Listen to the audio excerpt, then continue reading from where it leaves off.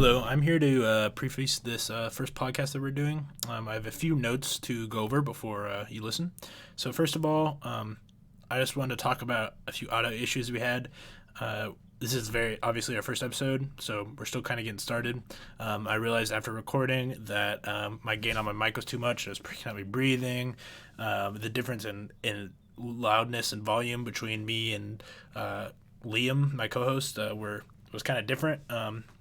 And I'm going to try to fix those problems as best as I can. But I just wanted for you to keep in mind that this is our first podcast, and any problems we will be fixing as we go along. And with each podcast, hopefully we'll get more professional and kind of make it more high quality as we go. So I just wanted to let you know, please enjoy the podcast. Hello, and welcome to the first real podcast of the Dekonstructed Podcast.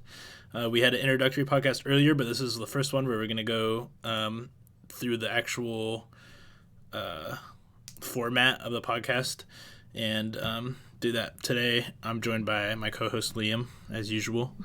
What's going on, guys? And we're going to be talking about immigration and comparing our stances on it and going more in detail about that. So, let's get started. So, go ahead. And let's both say our stances on immigration in America, probably focusing more on across the southern border, obviously is probably the biggest spot, but we can say stuff about other places too, and then we'll go from there. So you can start. Okay, so personally, I used to be very much on Trump's side of limiting immigration and build a wall. And although I still think we need to increase our border security, I've now kind of shifted my stance and become a little bit more libertarian on the issue. So I'm in favor of Ellis Island style immigration. Not familiar with the term. Ellis Island style immigration basically just means disease check and a background check for anybody trying to immigrate into the United States. It's pretty simple. And it's easier said than done. I think it would be that would be my personal preference as to.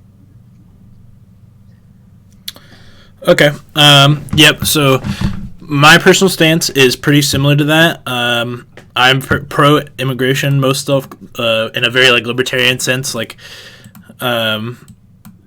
I think it's pretty beneficial to America, and I also think people should have the opportunity to. I do think that there should be. I think the big stipulations is we want people coming in legally, so which would help if we made it easier to come in legally. That would be a big thing. But I do think we should have secure borders so we can vet the people coming through at least slightly.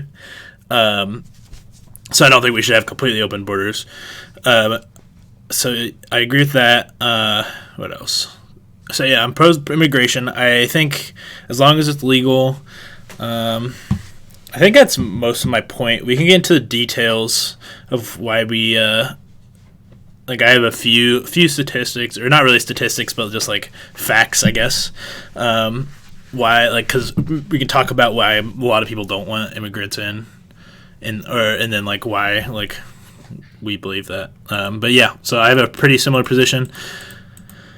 And as long as we have slight restrictions and vetting, I think as long as it's making it easy to come into the country is a good thing for everyone. So we both have here our main three reasons why we have our positions, which are very similar, which are like we just stated. And so I guess I'll start with mine. So I think the biggest one is the effect of immigrants, namely ones from Mexico and south of the border, on our economy.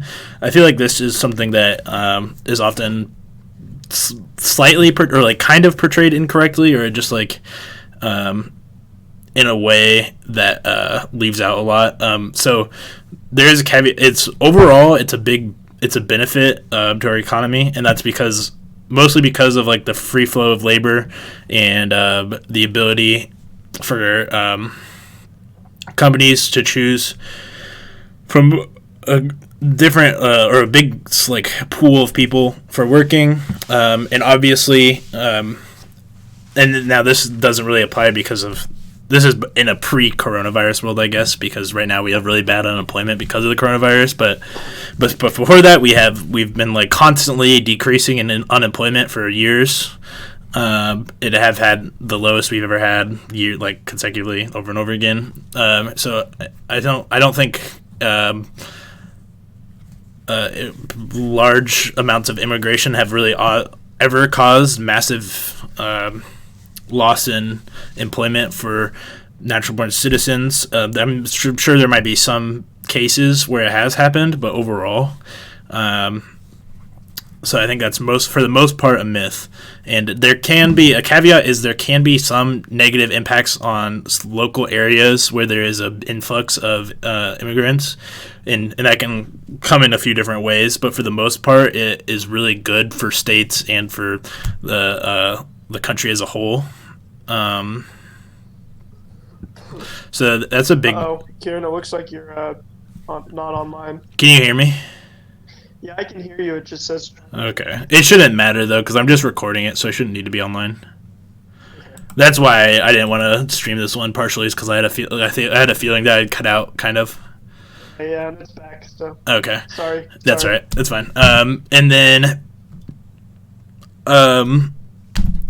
the other big part is the way we have set up now, and I think this is a decent way for. And this is actually something I didn't know that I learned somewhat recently, is immigrants, when they come in and even if they're approved and they have like green cards or whatever, and they pay taxes, and even illegal immigrants that come in illegally will still, they are given these things called ID tags. And this is, I don't know too much about this, and they're kind of like,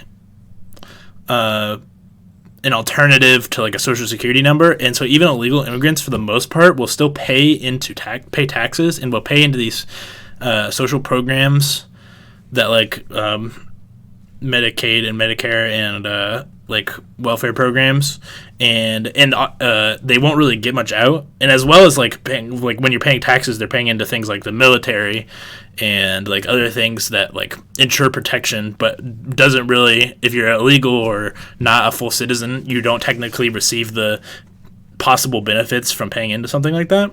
So I think that also, for the most part, is it not really a true thing that a lot of people think, is that they like kind of suck out social programs. And I do think that when people are not, until they're complete citizens, they shouldn't have access to programs like that. While they're working as like in green cards with work visas, they shouldn't have access to those programs. And then once they become citizens, they should. But I do believe that while they're working, they should be paying taxes in America. And so I feel like as long as all immigrants are paying that, I'm for the most part okay with them being there. So that's my main point. Another big point is they cause significantly less crime than natural-born citizens. And this is another thing I feel like has been like not really represented truthfully in a lot of areas, where for the most part, and it varies depending on the region they come from, but the amount of crime that immigrants cause is almost always significantly lower than that of normal American like crime rates. And it actually, there's statistics that show that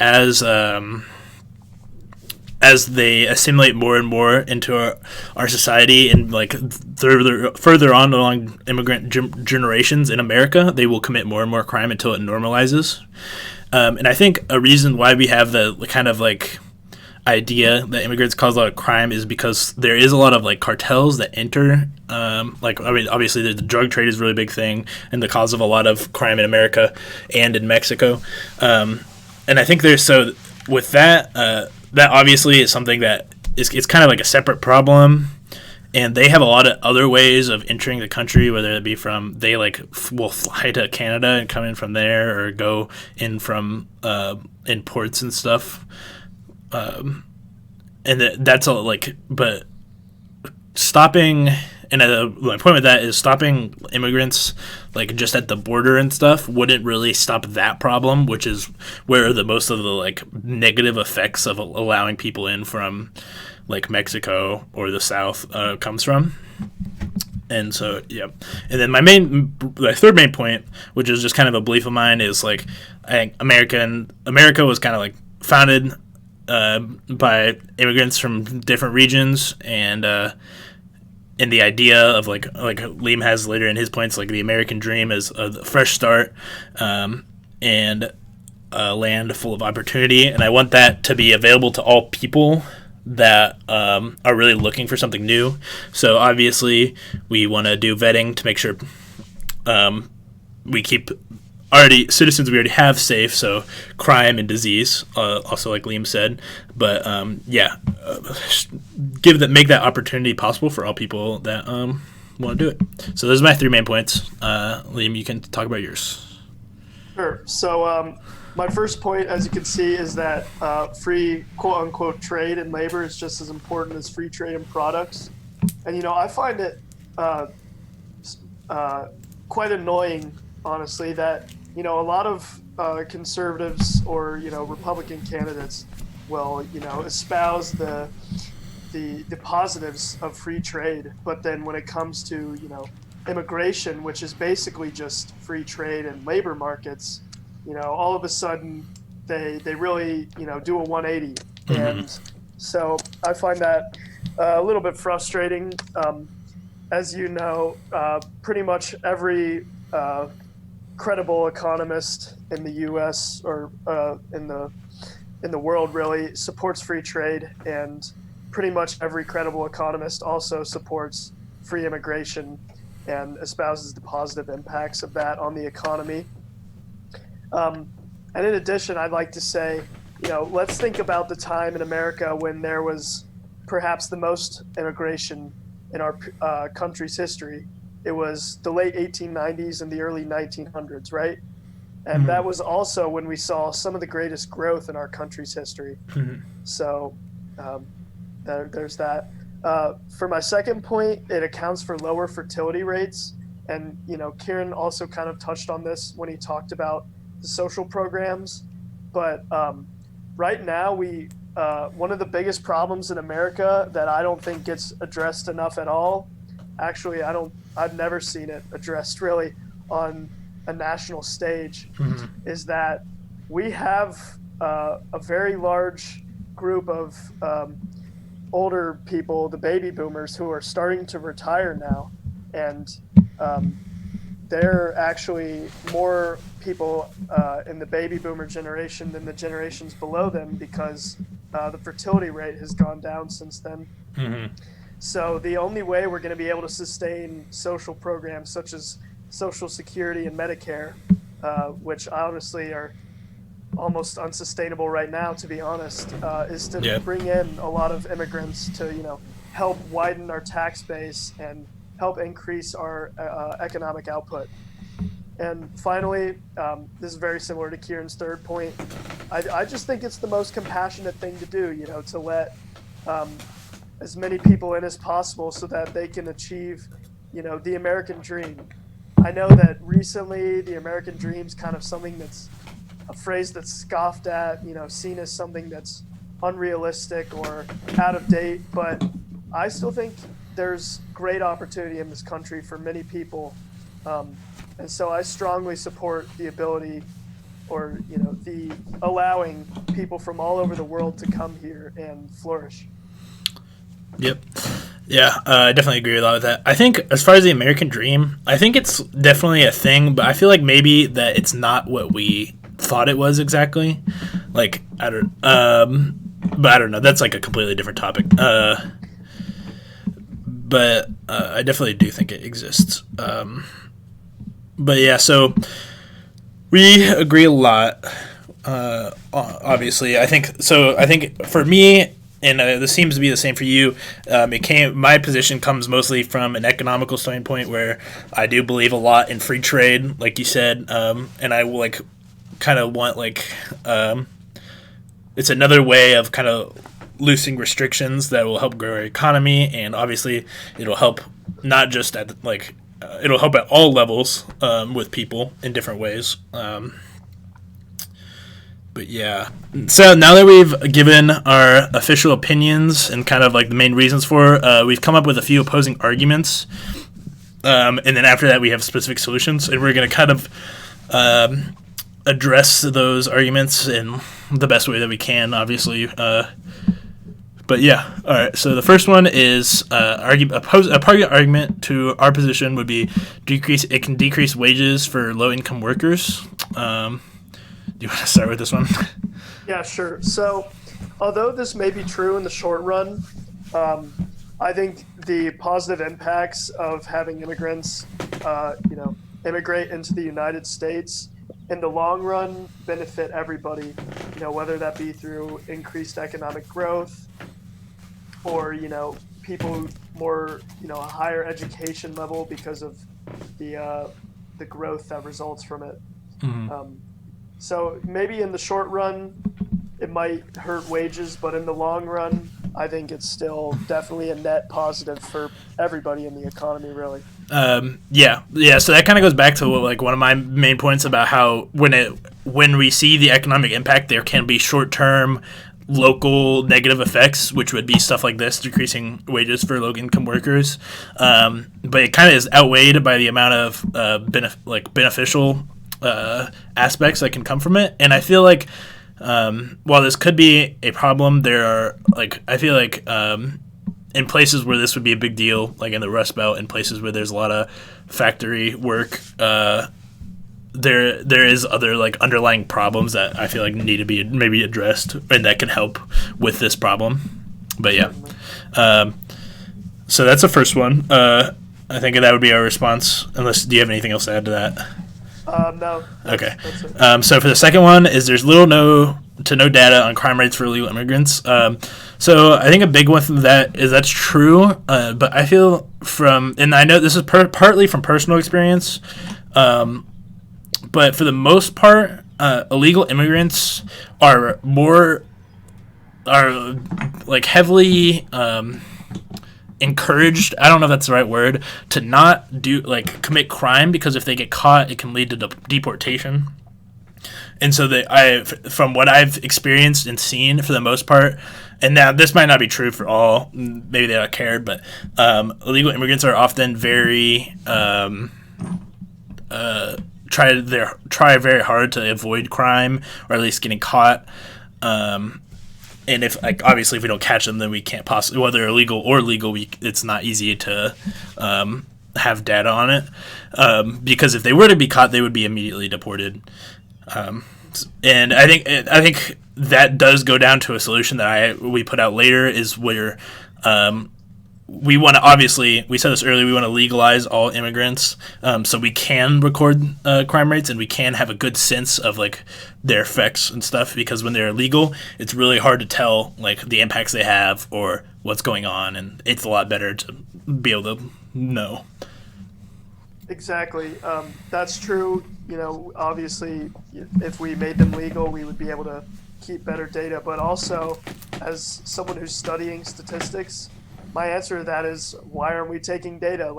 We should just start taking the data. I know that's difficult, because if they're illegal immigrants, kind of by definition of the term, we don't know they're here. But, if someone commits a crime and you can't find any sort of documentation, that's an illegal immigrant, and it should be marked down. I don't know. We have estimates on the amount of illegal immigrants in this country, so we could base it off that. I don't like basing data off of estimates, but that's the best we can do in this case. So. Yep. So the third opposing argument is immigrants send money out of the country, which so this can be true, I guess. It's not always immediately true, and I think this isn't a huge deal to me for a variety of reasons. First of all, they pay taxes into America, so just in their existence, especially if they're working on a work visa and are a citizen and they're not getting money out of social programs, they are still putting money back, and circulating money through America. and I don't think it would be a lot of money in the first place unless it's like unless we're talking about high skilled workers. But for the most part, that doesn't seem like a huge negative for money getting sent out of the country, and while they're also circulating a lot through and having a lot of benefits. Yeah, and to add to that, I think this argument comes from the faulty assumption that the economy of the U.S. is just a closed system cut off from all other countries. But that's obviously not true. There's so much trade going on. The world's getting more and more globalization is happening every day. Although maybe not right now due to the coronavirus, but in general, more and more globalization is happening every day. And, if immigrants send money to their families and wherever they might be, they have two options to use those American dollars. They can either A, buy American products from American companies, or they can take it to a bank and exchange it for whatever their currency is, and then that bank will invest that money back into America or some other country. And like I said, it's not a closed system. What benefits other people, other countries in today's economy also benefits the United States, especially since we're one of the largest exporters in the world. Mm-hmm. Yep, yeah, for sure. So the fourth often opposing argument is decreased opportunities for natural-born citizens, and I think this is just, for the most part, just kind of not true. I think, it can be true in some situations, but as we've seen, and as I prefaced earlier, we have the lowest unemployment we've ever had, and there's very little evidence to show that immigration causes unemployment or like overall in certain areas or wherever. Maybe there is like slightly less different jobs available for people, but I think overall this just isn't quite as big of a problem as is made out to be, or like very present. But I don't know. Yeah, and to add to that, I'd say the same thing we said for the first opposing argument. Although it may decrease opportunities in the short run, in the long run, the economic boon that comes from allowing immigrants to more freely immigrate to the United States, I think will positively affect those workers. As the saying goes, a rising tide lifts all boats. So. Yep. Yeah, for sure. And then, so the fifth one that we have is a lot of people are worried about the loss of this is a more opinion-based one, but the loss of culture, American culture. It's more of an opinion thing. I personally am a big fan of multiculturalism. I think it has like a lot of social benefits, and it's not something that personally bothers me. And I honestly, so I personally don't find it a problem. I don't think like things like I don't ever see our main language changing anytime soon, which is something many people worry about. Even with a big inflow of immigrants, which we don't really have, it's even it's been decreasing for a long time. As well as I kind of lost my train of thought. God. All right, you go ahead. I might add something on the end. Sorry. So, I tend to agree with Kieran. I think multiculturalism is in general a good thing. I think this. I also believe in the idea of the melting pot. I know that's another kind of scoffed at term in America, but it really is just a mix of a lot of different cultures, and I think it's a good thing to get the more perspectives. Yeah. Yeah. That helped me remind me of what I was trying to say. Yeah, definitely the melting pot is something I agree with a lot. I think it seems America is a very recent country. It's not been around that long compared to the rest of the world. And the foundation of America is it comes from a lot of different places. It has a ton of different influence. Obviously European. there's a ton of Spanish and Mexican influence. The majority of America, like what we now call America, was owned by Mexico and Spain for different periods. And also in the north, we have a lot of French, and even in the south, some places we have a lot of French. And America has been kind of founded on the kind of mixing and turning these different cultures, mixing them together and kind of making their own. So I just don't see how how that would be an overall problem, or how it would really even change how America is now. And also to add to that, I think the main mark of American culture in my eye is sort of the American dream. This idea that everybody needs to work hard. And if you do so, you can make your lives better, or at least make the lives of your children better. So as long as that is the idea, and that is definitely the idea among a lot of immigrants, I mean, that's why they're coming to the country in the first place, to make their lives better and to improve the lives of their children. So, if anything, I think it just strengthens the most positive aspects of American culture.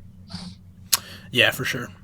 But yeah, so those are most of the opposing arguments.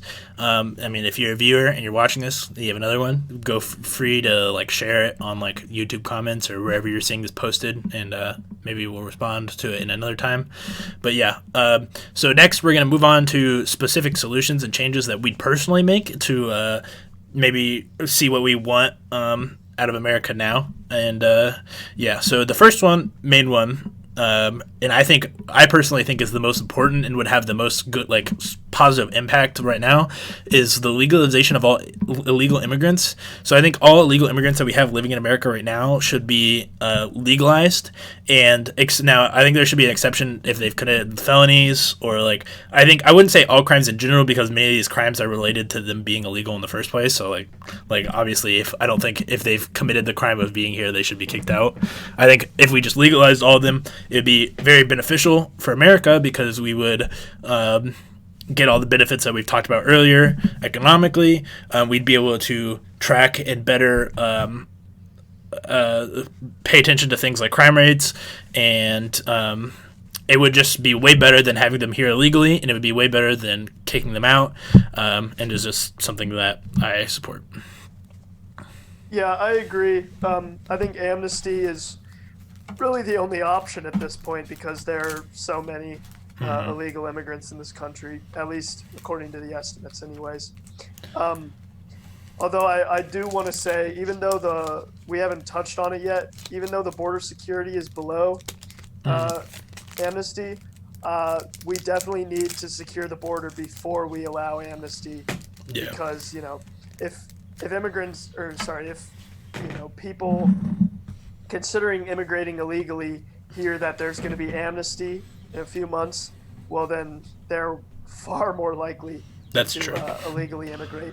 That's true. We need to lock down our borders before any, not lock down, but we need to secure our borders before that amnesty occurs. Yeah, I definitely agree with that. And then we can lead into the border security right now. So I do believe, now, I believe this with the stipulation that we make legal immigration much easier, and a much more enticing. I personally want it so that people would rather legally immigrate than illegally immigrate, and have the opportunity for all people of all social classes, or no matter how much money you have. So I think that's a big stipulation of that. And if that is possible, we should have much higher border security.